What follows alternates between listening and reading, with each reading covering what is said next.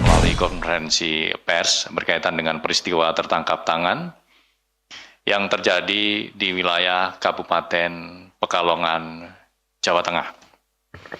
Baik, untuk selanjutnya kami mempersilahkan kepada Pak Deputi untuk menyampaikan secara lengkap bagaimana konstruksi perkara, kronologi, dan juga pihak-pihak yang kemudian ditetapkan sebagai tersangka dalam kegiatan penyelidikan tertutup ini. Kami persilakan kepada Bapak Asep Guntur. Terima kasih Mas Subir. Bismillahirrahmanirrahim. Assalamualaikum warahmatullahi wabarakatuh. Waalaikumsalam. Selamat sore dan salam sejahtera bagi kita sekalian. Yang saya hormati Mas Subir, yang saya hormati, saya cintai dan saya banggakan rekan-rekan jurnalis yang tidak pernah berhenti untuk membersamai kami dalam rangka penegakan hukum tindak pidana korupsi. Pada kesempatan sore hari ini, seperti tadi disampaikan Mas Zubir, izinkan kami menyampaikan pointers terkait dengan peristiwa tertangkap tangan terduga pelaku tindak pidana korupsi terkait dengan pengadaan barang dan jasa dan pengadaan lainnya di Kabupaten Pekalongan tahun 2023 sampai dengan tahun 2026. Pada hari ini Rabu, tanggal 4 Maret tahun 2026, KPK akan menyampaikan informasi lengkap terkait kegiatan yang diawali dengan penyelidikan tertutup, yang dilanjutkan dengan proses tertangkap tangan, dan menemukan bukti permulaan yang cukup atas peristiwa dugaan perbuatan melawan hukum para terduga pelaku tindak pidana korupsi terkait dengan pengadaan jasa, outsourcing, dan pengadaan lainnya di lingkungan pemerintah Kabupaten atau PMK Pekalongan tahun anggaran 2023-2026.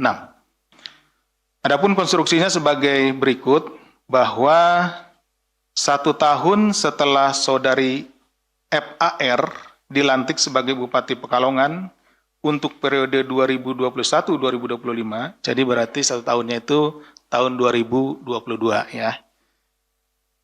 Dan kemudian yang bersangkutan terpilih untuk periode kedua, tahun 2025-2030, Saudara ASH yang merupakan suami Bupati sekaligus anggota DPRD, Pekalongan periode 2024-2029, bersama dengan Saudara MSA yang merupakan anak Bupati, diketahui mendirikan perusahaan bernama PT RNB. Jadi 1 tahun setelah Saudari Far ini menjabat sebagai Bupati Pekalongan periode pertama, yaitu berarti di tahun 2022. Nah, ini suami dan anaknya kemudian mendirikan perusahaan bernama PT RNB. PT RNB merupakan perusahaan yang bergerak di bidang penyediaan jasa yang turut aktif menjadi vendor dalam pengadaan barang dan jasa PBJ di lingkungan pemerintah Kabupaten Pekalongan. Nah, di sini rekan-rekan mulai terjadi adanya konflik ya. Mulai ini. Kalau membentuk perusahaan saja itu belum jadi permasalahan. Tetapi ketika ada pejabat yang di situ punya perusahaan atau yang berafiliasi, ada keluarganya, kemudian ikut ya, atau turut aktif menjadi vendor dan pengadaan barang dan jasa di tempatnya bekerja. Ini yang menjadi titik awal permasalahannya ya. Adapun pada struktur organisasi perusahaan, ASH merupakan komisaris PT RNB, sementara MSA merupakan direktur periode 2022-2024. Kemudian pada tahun 2024, FAR mengganti posisi direktur PT RNB dari semula MSA menjadi Saudari Rul, yang merupakan pegawai sekaligus orang kepercayaan Bupati. Jadi MSA ini diganti, ya, diganti oleh orang kepercayaan dari Bupati. Nah, orang yang tidak tahu, ya, tidak mengerti, itu kan menganggap bahwa perusahaan ini kemudian yang nggak ada hubungannya gitu dengan bupati karena tidak kelihatan hubungan secara kekeluargaannya. Karena ini adalah hanya orang kepercayaan. Sementara FAR yang menjabat sebagai Bupati Pekalongan merupakan penerima manfaat atau beneficial owner dari PT RNB tersebut.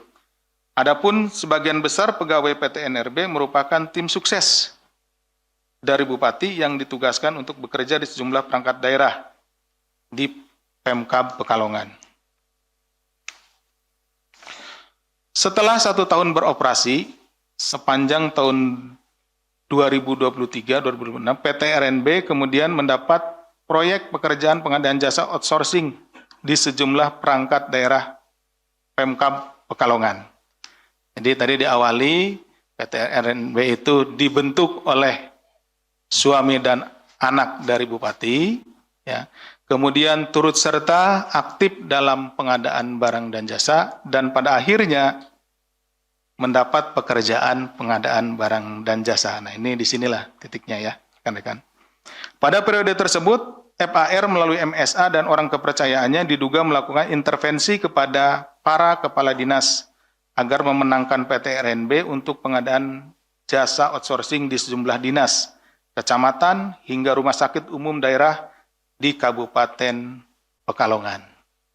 Nah, sini titik dari adanya konflik of interest. Kenapa?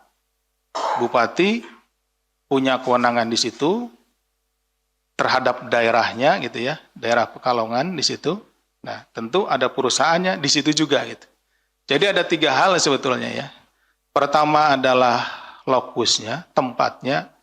Kedua adalah waktunya. Ketiga adalah kewenangan. Ini 3-tiganya bertumpu pada satu keadaan yang pas gitu. Misalnya Bupati Pekalongan punya perusahaan, tapi tempatnya misalkan dia ikut pengadaan di luar situ, misalkan di Jawa Barat, itu ya, di kabupaten di Jawa Barat, beda, tidak ada konflik kepentingannya. Atau waktunya, terkait waktu. Sekarang dia sudah pensiun misalkan, tidak lagi menjabat, baru bikin perusahaan. Nah, tidak ada konflik kepentingan karena sudah tidak terkait jabatannya. Gitu. Dan tadi tempat, waktu, kan gitu. Kewenangan. Kalau dia misalkan bukan bupati, gitu ya. Tidak punya kewenangan di situ. Ya, tidak ada konflik kepentingan. Tapi dari 3 hal ini terjadilah sesuatu yang memang match gitu ya. Berpadu. Waktunya tepat pada saat yang bersangkutan jadi bupati, tempatnya di tempat yang bersangkutan menjabat, dan kebetulan jabatan dari beliau juga yang bersangkutan adalah bupati. Ada kaitannya dengan ini. Meskipun ada perusahaan lain yang mengajukan penawaran lebih rendah, nah ini kemudian terjadinya implikasinya. Meskipun ada perusahaan lain yang mengajukan penawaran lebih rendah, namun para perangkat daerah diharuskan untuk memenangkan perusahaan ibu. Jadi kalau bahasa bahasa simpelnya gini, yang lebih rendah penawarannya, yang lebih murah banyak. Tapi perusahaan ibu yang ini gitu. Seperti itu. Sehingga hal itu juga berpotensi menimbulkan kerugian keuangan negara. Akhirnya yang dipilih yang mana? Tadi karena yang pemilik perusahaan itu memiliki kewenangan di situ, gitu ya. Ada konflik of interest. Sehingga para perangkat daerah itu akhirnya memilih ya, perusahaan ibu. Adapun setiap perangkat daerah yang akan melakukan pengadaan diminta menyerahkan harga perkiraan sendiri atau HPS. Jadi kalau ada mau pengadaan apa, diminta dulu harga perkiraan sendirinya. Jadi klop lah. Penawaran yang diajukan oleh perusahaan RNB ini akhirnya klop dengan HPS-nya. Harga perkiraan sendirinya dari pengadaan tersebut. Karena memang diminta, gitu ya, disesuaikan seperti itu. Kepada PT RNB di awal agar PT RNB bisa menyesuaikan nilai penawaran yang mendekati harga HPS. Hal itu melanggar prosedur dalam proses pengadaan barang dan jasa. tidak boleh dilakukan seperti itu. Tapi karena yang minta ibu, ya tentu pejabat di sana juga atau perangkat di sana, perangkat daerah di sana tidak bisa menolak seperti itu. Diketahui sepanjang tahun 2025 PT RNB mendominasi proyek pengadaan barang dan jasa di Pemkab Pekalongan dengan mengerjakan pengadaan jasa outsourcing di 17 perangkat daerah. Dari sekian perangkat daerah ini 17-nya itu ya di Dinas Kesehatan dan lain-lain, dan kemudian di 3 RSUD dan 1 kecamatan. Jadi kalau dijumlah ada 21 tempat, 7 perangkat daerah, 3 RSUD dan 1 kecamatan. Itu ya. Kemudian sepanjang tahun 2023-2026 terdapat transaksi masuk ke PT RNB senilai 46 miliar yang bersumber dari kontrak antara PT RNB dengan perangkat daerah di Pemkab Pekalongan. Kemudian dari uang tersebut yang digunakan untuk pembayaran gaji pegawai outsourcing hanya sebesar 22 miliar. Berarti ada lebihnya dikurangi sekitar 24 miliar. Sisa diantaranya dinikmati dan dibagikan kepada keluarga bupati dengan total mencapai 19 miliar atau sekitar 40%-nya dari total transaksi dengan rincian sebagai berikut. Saudari FAR sebesar 5,5 miliar, saudara ASH sebesar 1,1 miliar, saudari RUL sebesar 2,3 miliar, saudara MSA sebesar 4,6 miliar, dan saudara MHN anak bupati sebesar 2,5 miliar. Kemudian dilakukan penarikan tunai sekitar 3 miliar, di mana pengelolaan dan distribusi uang tersebut diatur oleh FAR. Jadi mengelola uang masuk berapa, jadi penagihan kalau ada dinas yang belum membayar, langsung perintah ibu segera dibayar, seperti itu. Ya. Pengelolaan dan distribusi uang diatur oleh FAR, pengaturan dilakukan melalui komunikasi WA Group bernama belanja RSUD. Ini kalau yang di RSUD, tadi kan ada 3 RSUD. Nah, diatur di situ. Kemudian setiap pengambilan uang untuk bupati, stafnya selalu melaporkan, mendokumentasikan, nanti rekan-rekan akan lihat, dan mengirimkan melalui WA Group tersebut. Penyidik juga masih akan terus menelusuri apakah perusahaan ini juga digunakan untuk melakukan modus yang sama atau modus-modus dalam penerimaan lainnya. Terhadap peristiwa tertangkap tangan pada tanggal 2-3 Maret 2026, KPK selanjutnya mengamankan 14 orang di sejumlah lokasi dengan rincian 10 orang yang diamankan pada hari Senin tanggal 2 Maret 2026 di wilayah Pekalongan dan dibawa ke Jakarta, yaitu saudari RUL, Direktur PT RNB 2024 sampai dengan sekarang, saudara ANG selaku staf bupati, saudara BER selaku staf bupati, saudara Dew selaku staf bupati, saudara MYA selaku sekretaris daerah Kabupaten Pekalongan, saudara RYN pelaksana tugas Direktur RSUD KSSI Pekalongan, saudara HRM selaku kepala bagian umum Setda Kabupaten Pekalongan, saudara BRM selaku camat Karanganyar, saudara MDR selaku kepala Dinas Pekerjaan Umum Kabupaten Pekalongan, dan saudara AUL selaku ajudan bupati, 10 orang. Kemudian 3 orang yang diamankan di Semarang pada Selasa 3 Maret 2026 dini hari, yaitu saudari FAR selaku Bupati Pekalongan periode 2021-2026, 2025 dan 2025-2030. Saudari HNI selaku Kabag di Pemkab Pekalongan, yaitu orang kepercayaannya Bupati. Kemudian satu lagi, saudari FIA selaku ajudan Bupati. Ketiga orang tersebut selanjutnya dibawa ke Jakarta untuk dilakukan pemeriksaan.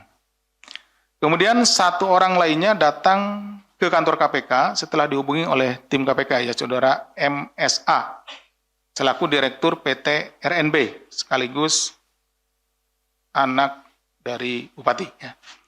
Dalam pemeriksaan intensif yang dilakukan, FAR menerangkan bahwa dirinya berlatar belakang sebagai musisi, ya bukan seorang birokrat. Ini yang disampaikan oleh saudari FAR.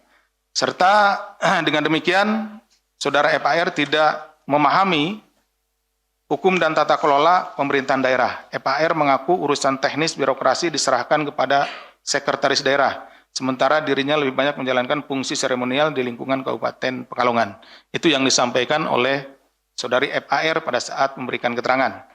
Hal ini tentunya bertentangan dengan asas presumptio aures de iure, teori fiksi hukum. Terlebih FAR adalah seorang bupati atau penyelenggara negara selama 2 periode, serta 1 kali menjabat sebagai wakil bupati periode 2011-2016. Sehingga sudah semestinya FAR memahami pelaksanaan prinsip-prinsip good governance pada pemerintah daerah.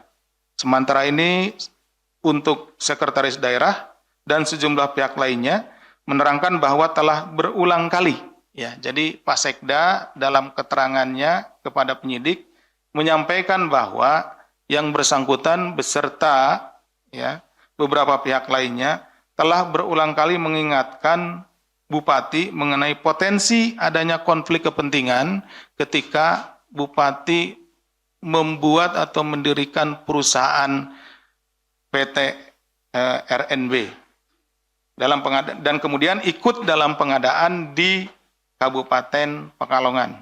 Meski demikian, praktik itu tetap saja dilakukan oleh Bupati. Jadi, para pegawai atau pejabat yang ada di lingkungan pemerintah Kabupaten Pekalongan sebetulnya ya sudah mengingatkan kepada Ibu Bupati terkait dengan kemungkinan adanya konflik kepentingan. Tetapi peringatan yang disampaikan tidak diindahkan dan tetap menjalankan sesuai dengan keinginannya. KPK melalui fungsi koordinasi dan supervisi juga telah secara intens memberikan pendampingan kepada pemerintah Kabupaten Pekalongan. Selain itu, tim KPK juga mengamankan barang bukti berupa 1 unit kendaraan milik RUL serta barang bukti elektronik BBE milik pihak-pihak terkait. Terkait dengan penetapan dan penahanan tersangka. Bahwa berdasarkan kecukupan alat bukti dalam dugaan tindak pidana korupsi terkait pengadaan jasa outsourcing dan pengadaan lainnya di lingkungan pemerintah Kabupaten Pekalongan tahun anggaran 2023-2026, KPK menaikkan perkara ini ke tahap penyidikan dengan menetapkan 1 orang tersangka, yaitu saudari FAR, selaku Bupati Pekalongan periode 2025-2030. KPK selanjutnya melakukan penahanan terhadap saudari FAR untuk 20 hari pertama sejak tanggal 4 hari ini sampai dengan tanggal 23 Maret 2026. Penahanan dilakukan di Rumah Tahanan Negara Rutan Cabang Gedung Merah Putih KPK. Atas perbuatannya, saudara FAR disangkakan telah melakukan tindak pidana korupsi sebagaimana diatur dalam pasal 12 huruf I kecil dan pasal 12 huruf B besar Undang-Undang Republik Indonesia Nomor 31 Tahun 1999 tentang pemberantasan tindak pidana korupsi sebagaimana telah diubah dengan Undang-Undang Republik Indonesia Nomor 20 Tahun 2001 tentang perubahan atas Undang-Undang Republik Indonesia Nomor 31 Tahun 1999 tentang pemberantasan tindak pidana korupsi Yunto pasal 127 ayat 1 Undang-Undang Nomor 1 Tahun 2023 tentang KUHP. Terkait dengan penerapan pasal 12 huruf I, ini mungkin akan menjadi pertanyaan juga bagi rekan-rekan. Biasanya kan penyuapan atau pemerasan gitu ya. Kenapa yang diterapkan sekarang pasal 12 huruf I terkait dengan masalah konflik of interest. Apa yang terjadi di Pekalongan ini sudah bentuk tindak pidana korupsi yang sudah lebih maju dibandingkan dengan suap konvensional ketika meminta sejumlah uang dari para pengusaha yang atau para vendor yang melakukan pekerjaan-pekerjaan di Pekalongan. Misalkan ada pekerjaan senilai 10 miliar, anggaplah ya, keuntungannya misalkan 10%. Berarti keuntungannya sekitar 1 miliar. Nah, untuk mendapatkan pekerjaan itu, nah kalau yang konvensional, dia minta, Anda mau dapat pekerjaan, minta dong, bagiannya buat saya. Seperti itu. Nah, itu konvensional. Dikasihlah misalkan 500 juta bagi 2 ya, 1 miliar. Nah, ini sudah lebih maju. Kenapa? Dia membuat perusahaan, si pejabat ini membuat perusahaan, sehingga perusahaan itulah yang mengerjakan proyek. Kerugiannya lebih besar. Apa? Satu, para pengusaha di sana pada akhirnya tidak memiliki kesempatan untuk berusaha. Kenapa? Tadi dipilih kan, yang dipilih perusahaan ibu dong. Gitu kan. Walaupun ada yang lebih murah. Satu. Yang kedua, dari sisi keuntungan, dia bisa ngambil seluruhnya. Ambil seluruhnya keuntungan. Seperti itu. Nah, yang ketiga, kalaupun nanti hasilnya jelek, apakah aparatur pemerintahan di sana bisa komplain? Punya ibu. Kan? Nah, sedangkan kalau yang ngerjakan vendor yang lain gitu ya, yang itu mungkin memberikan sesuatu, seperti itu. Nah itu bisa dikomplain kan, karena bukan ini, nggak ada hubungannya dengan kekuasaan seperti itu. Nah, ini kemudian bagi aparat penegak hukum juga ini lebih sulit. Kenapa? Karena tidak kelihatan. Tidak kelihatannya kenapa? Bentuknya dalam bentuk perusahaan. Tidak kelihatan ada orang yang menyerahkan uangnya. Tidak kelihatan ada pihak yang datang untuk bargaining gitu ya. Ini sudah masuk ke dalam sistem. Udah tahu sama tahu. Ini kan sistemnya kan e-procurement. Misalkan pengadaan tadi outsourcing, tinggal milih perusahaan mana. Diklik, tinggal klik perusahaan ibu.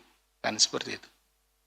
Ini sudah lebih sulit. Makanya itu kenapa kami harus menghadirkan hampir puluhan orang ke sini, karena ini sudah masuk ke sistem, sudah sulit kalau tidak digali secara maksimal.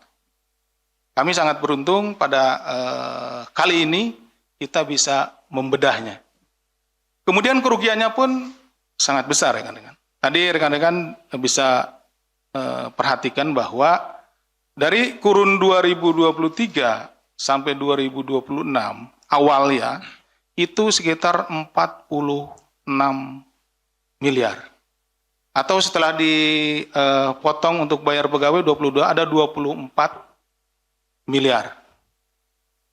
24 miliar rekan-rekan, itu kalau dibuatkan rumah layak huni untuk masyarakat di Pekalongan dengan indeks per rumah 50 juta rupiah, itu bisa sekitar 400-an rumah. Kalau dibikin jalan kabupaten yang biaya per kilometernya 250 juta, itu sekitar 50-60 kilometer. Yang 24 juta itu, bayangkan. Kalau itu bisa digunakan untuk kepentingan masyarakat. Seperti itu.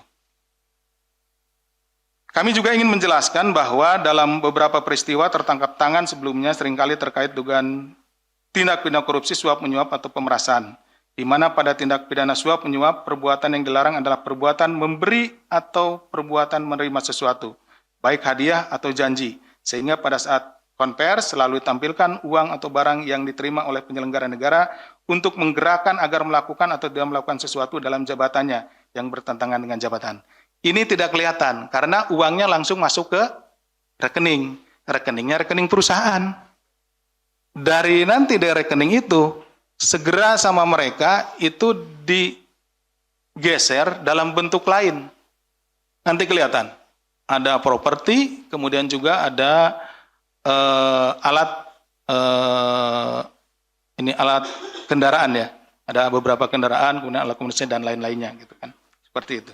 Jadi hampir-hampir kita susah gitu ya ngetrisnya.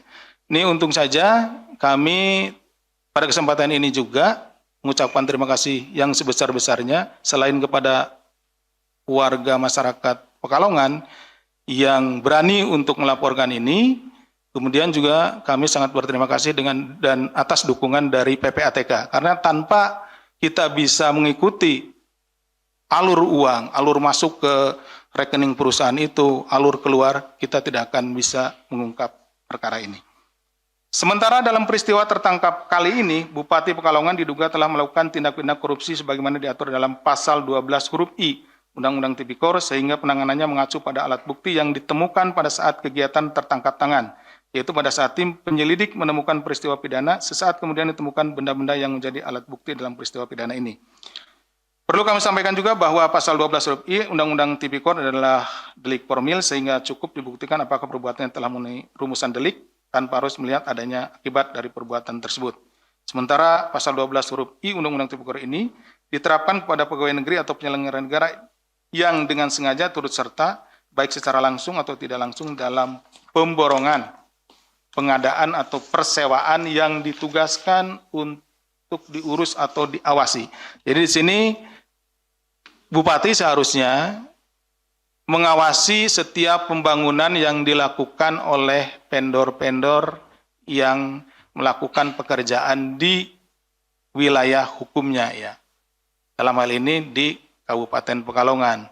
Kalau ada yang kurang volume, ya dicek supaya sesuai volumenya, gitu ya. Kalau ada yang kurang bagus, tidak sesuai, dicek. Tapi ini justru dia turut serta tadi. Dengan perusahaan yang dibuatnya, dia ikut menjadi pelaksana, sehingga para pejabat yang ada di sana menjadi kebingungan karena ya tadi harus memilih perusahaan ibu, itu seperti itu. Pasal 12 huruf I Undang-Undang Tipikor ini memberikan gambaran yang mencakup situasi terjadinya benturan kepentingan dan penyalahgunaan wewenang. Tadi sudah kami sampaikan bahwa ada kejadiannya pas waktunya pada saat yang bersangkutan menjabat, punya kewenangan ya dari sisi tempusnya, dan tempatnya juga tempat di mana yang bersangkutan itu memiliki kewenangan di situ. Serta bertujuan untuk mencegah terjadinya konflik of interest, benturan kepentingan, di mana pejabat menggunakan jabatannya untuk mendapatkan keuntungan pribadi yang menyebabkan ketidakadilan dan terjadinya korupsi dalam pengadaan barang dan jasa pemerintah.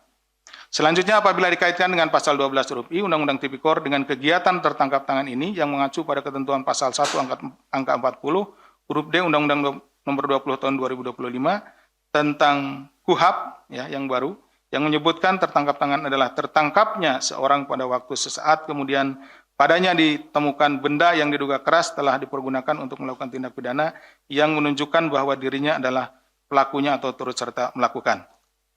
Bahwa benda-benda yang dimaksud di sini sebagaimana diatur dalam pasal 126 KUHP, ya Undang-Undang nomor 20 tahun 2025, yaitu benda yang telah dipergunakan untuk melakukan tindak pidana korupsi, ada laptop, HP, dan lain-lain. Benda yang patut diduga telah digunakan untuk melakukan tindak pidana korupsi, dan benda lain yang dapat dipakai sebagai barang bukti. Berdasarkan ketentuan pasal 126 KUHP tersebut, jika dikaitkan dengan kegiatan tertangkap tangan terhadap Bupati Pekalongan ini, maka penyelidik telah menemukan benda-benda yang diduga keras telah dipergunakan oleh pelaku, atau dalam hal ini Bupati Pekalongan, untuk melakukan tindak pidana korupsi. Adapun benda-benda sebagaimana dimaksud pada pasal 126 adalah berupa BBE, yaitu handphone yang di dalamnya terdapat percakapan WhatsApp mengenai pengelolaan dan permintaan uang yang dilakukan oleh Bupati Pekalongan atas dana yang ada di PT RNB. Laptop yang memuat dokumen terkait laporan keuangan dan pembukuan PT RNB, dokumen-dokumen yang terkait dengan kegiatan pekerjaan outsourcing di dinas-dinas Kabupaten Pekalongan yang dilakukan oleh PT RNB. Bahwa benda-benda yang ditemukan pada saat kegiatan tertangkap tangan tersebut merupakan alat bukti yang dimaksud dalam pasal 235 KUHP yang dikualifikasikan sebagai barang bukti. Berdasarkan fakta-fakta yang telah ditemukan, selanjutnya tim penyelidik melakukan kegiatan tertangkap tangan terhadap Bupati Pekalongan. Hal ini dilakukan untuk mencegah pelaku melarikan diri, menghilangkan barang bukti, dan dalam rangka mempercepat proses hukum dalam penanganan dugaan tindak pidana korupsi dimaksud. Karena pada kenyataannya saudara FAR ini pada saat itu berada di Semarang. Ya, kami juga tim ya yang dari Pekalongan itu harus segera ke Semarang untuk pada saat itu untuk menemukan yang bersangkutan karena kita takut yang bersangkutan akan melarikan diri. Berdasarkan uraian tersebut di atas, maka kegiatan tertangkap tangan Bupati Pekalongan telah sesuai dengan ketentuan yang berlaku. Dalam kesempatan ini KPK sekaligus menyampaikan apresiasi kepada seluruh masyarakat Indonesia khususnya di wilayah Pekalongan yang mendukung penanganan perkara ini serta Polres Kota Pekalongan dan Polrestabes Semarang dan juga pihak-pihak lain. Dalam hal ini tadi telah saya sampaikan PPATK, kemudian juga perbankan yang telah membantu kami bagaimana mencari dan menemukan aliran dana yang masuk maupun yang keluar yang dinikmati oleh saudara FAR beserta keluarganya terkait yang kami duga berasal dari hasil tindak pidana korupsi. Untuk melakukan pemeriksaan awal kepada sejumlah pihak dalam rangka peristiwa tertangkap tangan ini. Demikian yang bisa kami sampaikan. Terima kasih. Assalamualaikum warahmatullahi wabarakatuh. Saya kembalikan kepada Mas Budi. Baik, terima kasih Pak Deputi yang telah menjelaskan secara lengkap bagaimana konstruksi perkaranya, kronologi peristiwa tertangkap tangan, dan juga pihak yang ditetapkan sebagai tersangka berdasarkan kecukupan alat bukti yang bermula dari proses penyelidikan tertutup dan ditemukan bukti permulaan yang cukup, maka kemudian KPK menaikkan perkara ini ke tahap penyidikan dan menetapkan saudari FAR selaku Bupati Pekalongan sebagai tersangka. Yang kemudian KPK melakukan penahanan untuk 20 hari ke depan. Baik teman-teman media, tadi Bapak Deputi juga menyampaikan terkait dengan barang bukti yang diamankan dalam perkara ini, yaitu ada BBE, dokumen, dan juga laporan keuangan. Nah, ini kita akan menampilkan barang bukti dan juga barang-barang lain yang diamankan dalam perkara ini. Yang pertama, ini dari barang bukti elektronik, yaitu percakapan WhatsApp di grup yang dibuat oleh Bupati bersama para stafnya. Tadi disampaikan bahwa uang-uang yang dikelola oleh PT RNB ini, ya, pendistribusian, pengelolaannya semuanya diatur oleh Bupati, termasuk juga saat melakukan penarikan tunai. Nah, di mana pada saat melakukan penarikan tunai ini, staf selalu melaporkan dan juga mendokumentasikan. Ya, jadi ini dokumentasi yang dilakukan oleh staf itu sendiri ketika melakukan penarikan uang, di mana uang-uang dalam bentuk tunai ini selanjutnya diberikan kepada Bupati. Tentunya selain uang tunai dari penarikan pengelolaan uang di PT RNB ini juga tadi sudah dijelaskan oleh Pak Deputi, ada beberapa yang kemudian didistribusikan, dibagi-bagi kepada para pihak, termasuk pihak-pihak keluarga dari Bupati. Ini ada beberapa dokumentasi ya.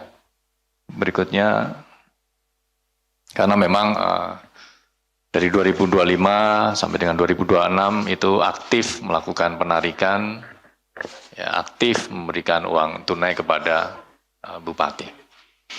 Kemudian selain barang bukti elektronik yang meng-capture terkait dengan penarikan uang tunai untuk Ibu Bupati, ini juga tim mengamankan sejumlah kendaraan bermotor roda 4. Yang pertama ini kendaraan wuling ya, atas nama atau dalam penguasaan saudari RUL yang merupakan Direktur PT RNB sekaligus orang kepercayaan Bupati. Kemudian ini ada beberapa mobil yang diamankan di pendopo atau di rumah dinas Bupati Pekalongan. Next, ada beberapa mobil. Terus,